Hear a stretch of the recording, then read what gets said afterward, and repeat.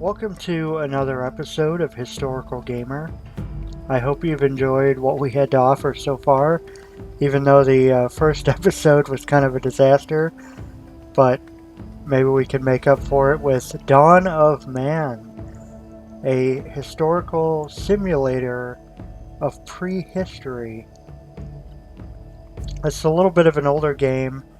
I think it came out in 2019.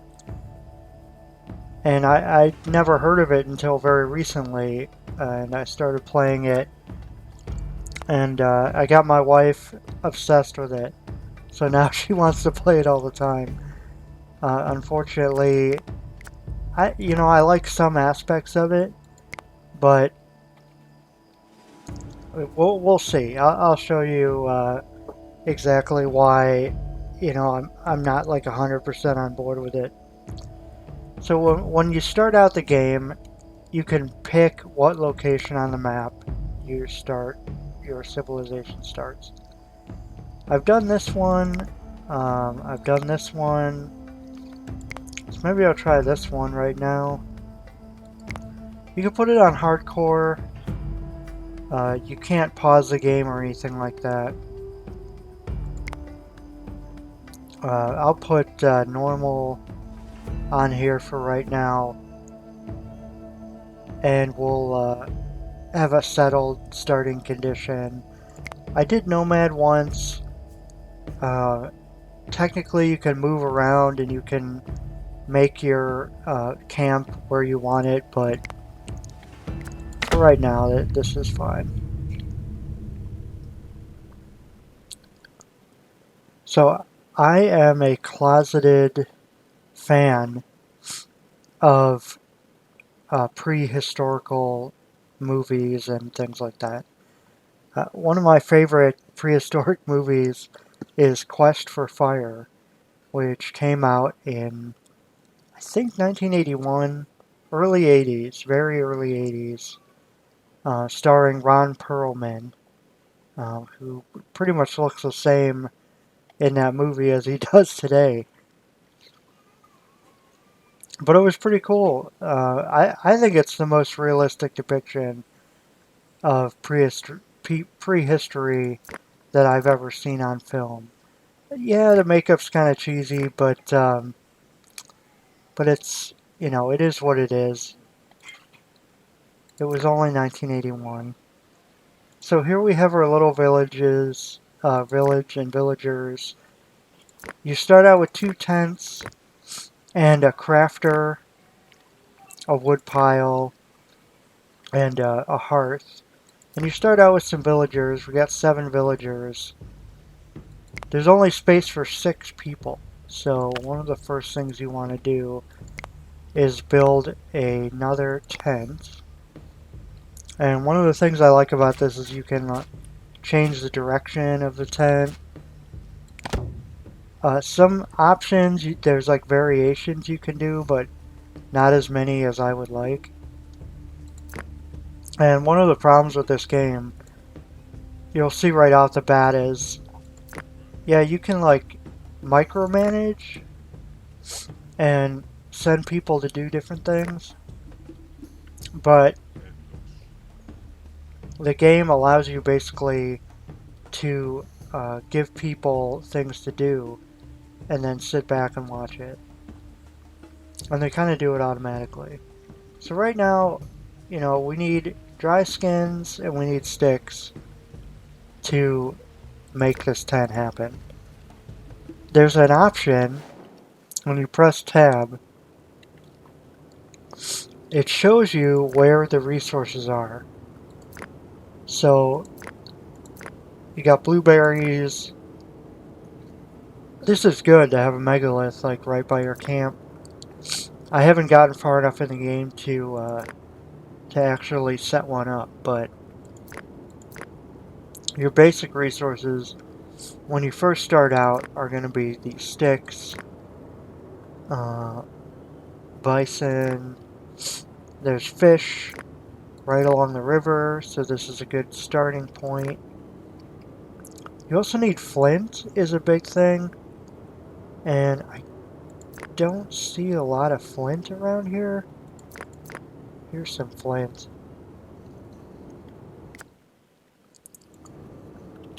So what you do is you set up these work areas. Okay. You have a work area here. Let's make this kind of small because there's only one piece of flint over there. Now we want food. So we want to harvest wild plants. Some wild plants over there. Get some blueberries. We want fish. So we'll get some fish over there. And we want to gather sticks. Sticks are pretty important early in the game. Yeah, a thing just popped up said we have no fuel. So that's why gathering sticks is so important. Stone is not that important unless you want to build hearts, which I do. So let's gather some stone over here. Now you want to manage your work areas. More here, work areas. Right now we have 3 work areas picking up materials and 2 in food, so that's 5 total. We have 7 population. So right now our workload is pretty balanced. What we can do is we can increase the number of people doing a particular task. So let's say we want more sticks gathered, that's kind of important. We have 2 people doing that. We want a lot of food initially, so we'll get 2 people on that. So now our population is maxed out. And these guys, they'll like kind of wander around for a little bit, and they'll eventually head towards a task and start doing it. In the crafter, this is set to continuous production, but in order to make one we need dried skin. So what we're going to do is build a drying rack right here, skins dryer. I kind of like to put it off to the side, maybe close to the production.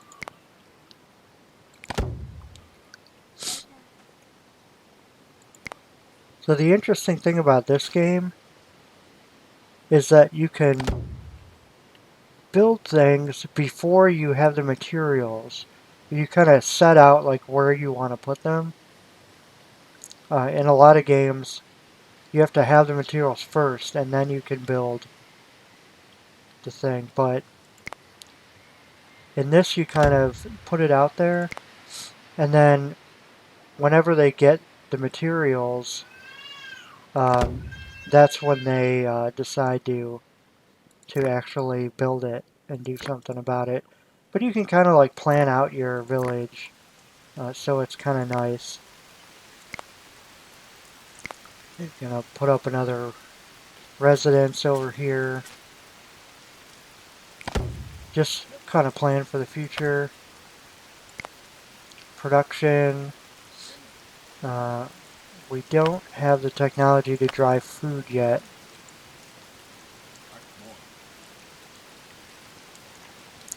So, here is the issue with this game. There's a lot of waiting. Waiting around for people to do things. You know, this old man, he's kind of wandering around. He's going fishing. You can focus the camera on him. Oh, look at that. Oh, just wandering around. He's going to the riverbank.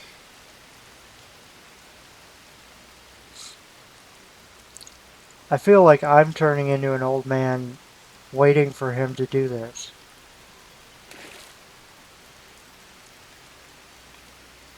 And you can speed up the game, right? So you could do ×2 speed, times 4 times 8. But I feel like if you need to fast forward through the game, there's something wrong.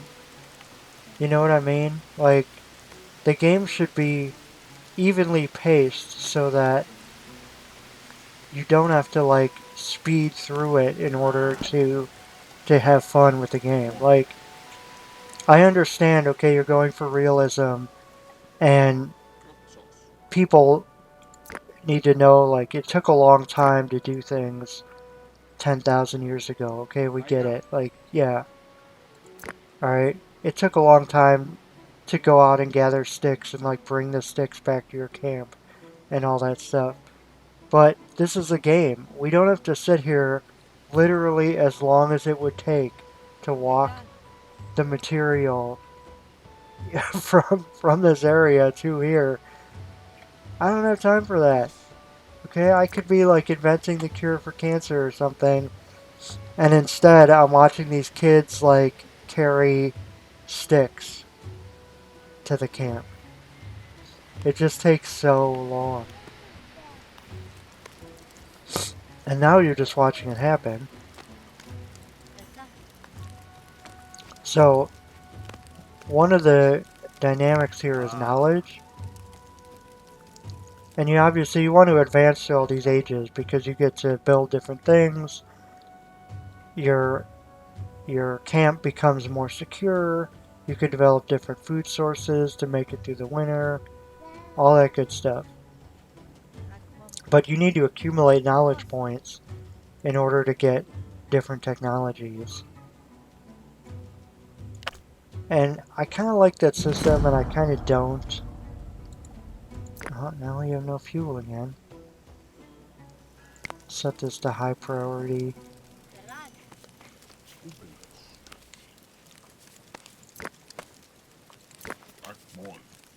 So we got the skins. Skins are being dried. We don't have any hunting going on here.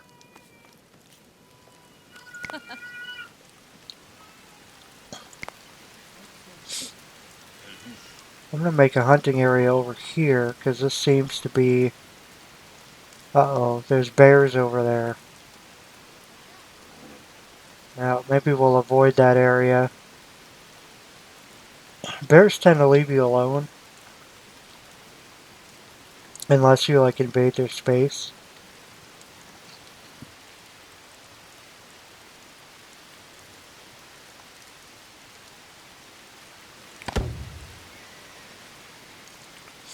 I've only had real trouble with cave lions and cave hyenas.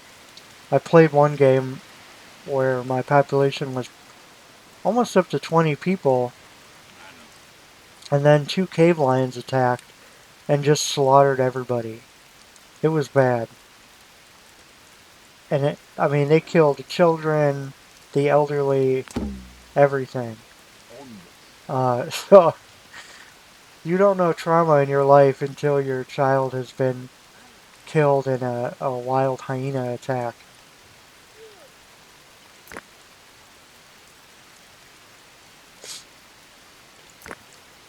There are different things that you can do, tasks that you can accomplish in order to get knowledge points. So you don't have to just wait to accumulate it. It shows you here knowledge progress. When you hunt different animals, you get different knowledge. You build different objects, you get knowledge points. That's why I built 3 hearts, because that gets you a knowledge point. When you accumulate resources, you also get knowledge points. So really this is like a resource accumulation game.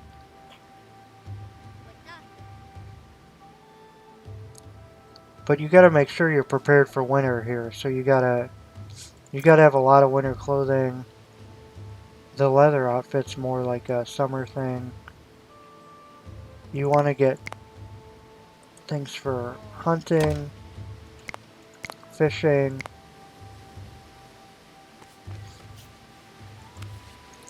And as you go up in technology, the tools, you get more and more efficient. Here's a couple things that I wish were better. Aside from the issue of just, the time, um, the time aspect, having to fast forward to the game. But you see, everything is visible right now. Like, if I just went this direction, I could see everything that was over there. There's no like fog to only show you what you've explored.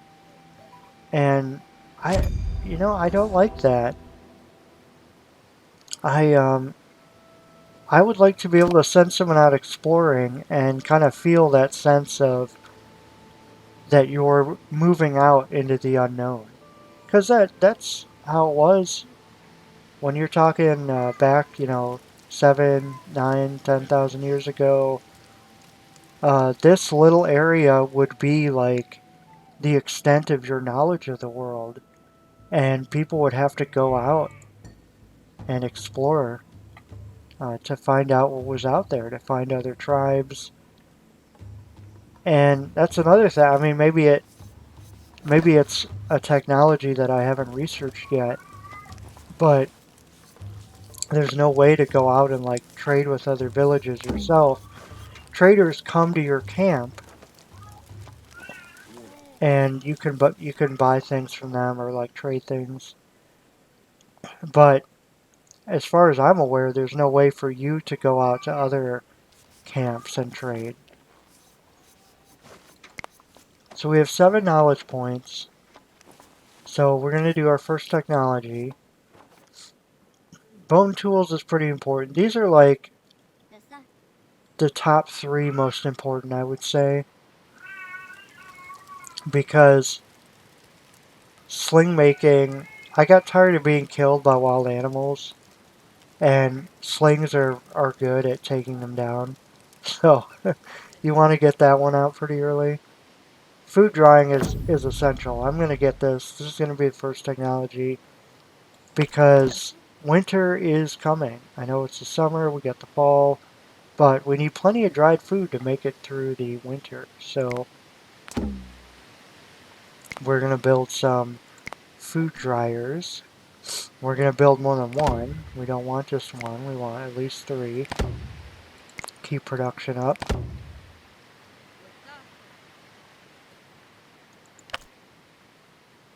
We got our first milestone.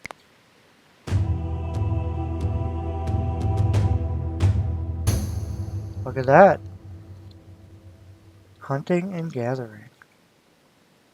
And you can actually look at what the milestones are here. So this one's pretty easy. Accumulate 3 units of raw meat and 3 units of berries. Survival, you survive 2 years. Humble beginnings. Iron settlement.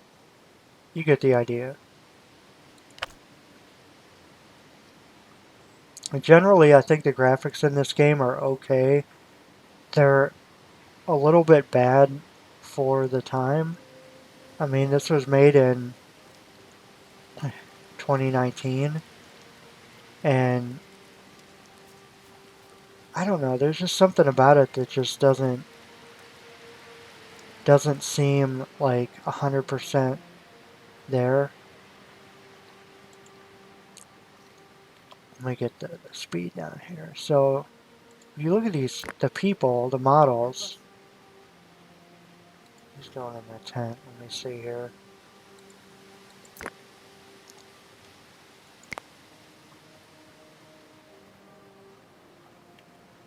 Okay, you see the figures here. There's not a lot of detail there, you know? Um, and this is on ultra quality. Like this is the highest quality you can get in this game. And there's not a lot of like texture, there's not like texture in the hair. The clothes look kind of like painted on. The grass, looks like just like flat and painted on there. So it's just, it's just not as good as it could be, I feel like. But fall, this is my favorite season in the game. It looks beautiful. It's a really nice environment. It's got good color grading and shading, and it's really nice. Uh-oh, what is this guy? What's he doing? He's just running by. We'll just let you run. Run away, buddy. Don't hurt us, please. We want to survive through the winter. Speaking of which, we'll just speed up the game again.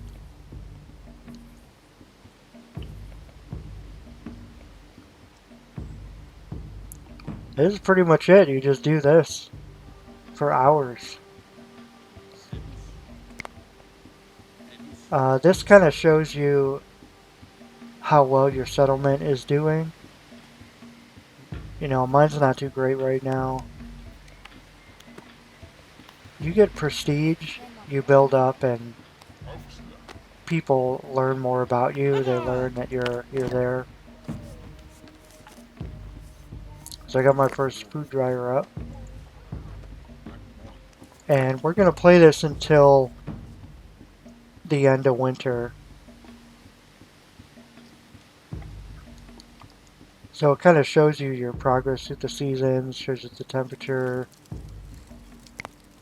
I can unlock new things here.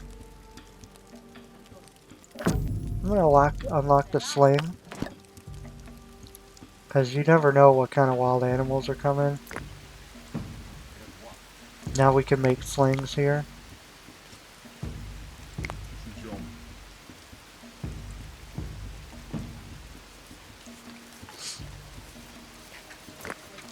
It's not over there.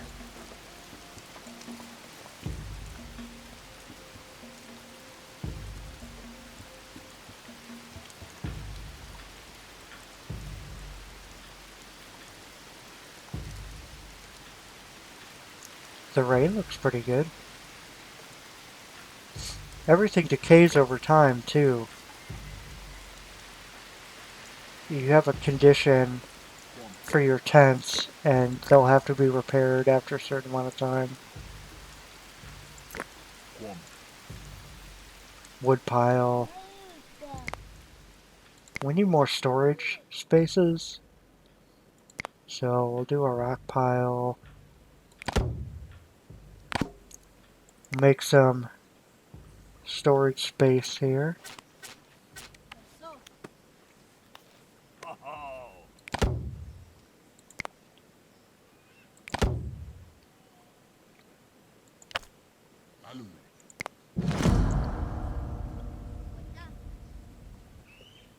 Right now, the only spiritual thing you can make is a skull pole. It's kind of grisly. I mean, would you really want to live next to that?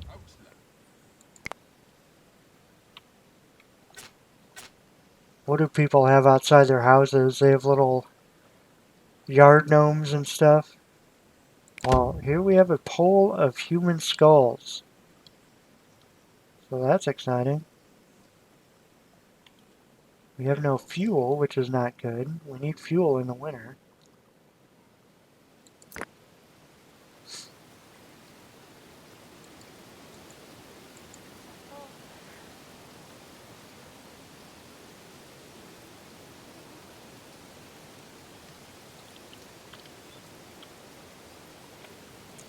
Let's get through the winter here. A trader's arrived. Okay, that's good. So now we can trade for fuel, hopefully. Oh, they got some bread. Let's get that log. This is kind of useless until you actually have the technology to do something with it. We need food over the winter, so we're going to get some of that. I'll trade for flint.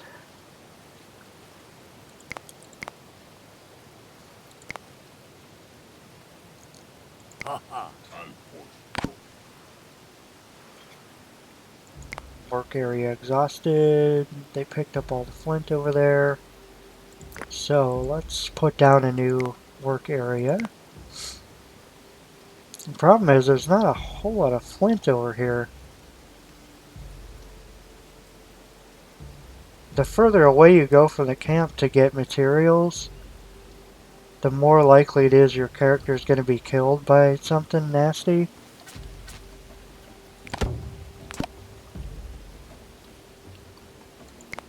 Clothing. Okay. I feel like we have enough clothing. We've got 7 outfits and 7 people, so no, that's a good balance.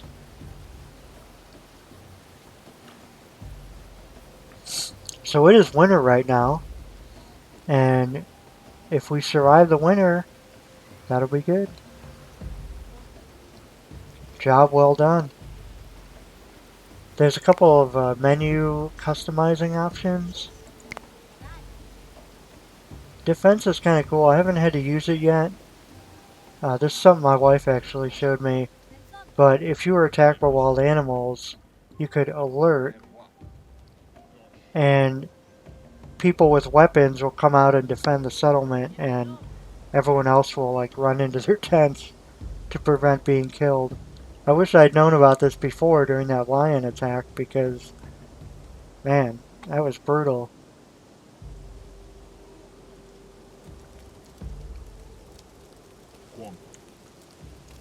You can build burial mounds eventually, and sleds and carts and things that help your villagers get resources more quickly, which is always good.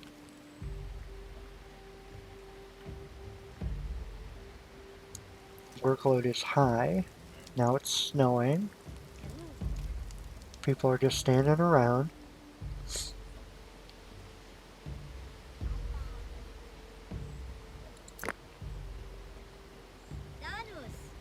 When you click on a villager, it brings up their stats. Temperature. It even says they're wandering around. Oh, we're just standing around, going to drink. Ooh, 3 people have joined the settlement. Good, they can get to work. So in that movie, Quest of Fire, they invented their own language. Uh oh, this kid doesn't have any warm clothes.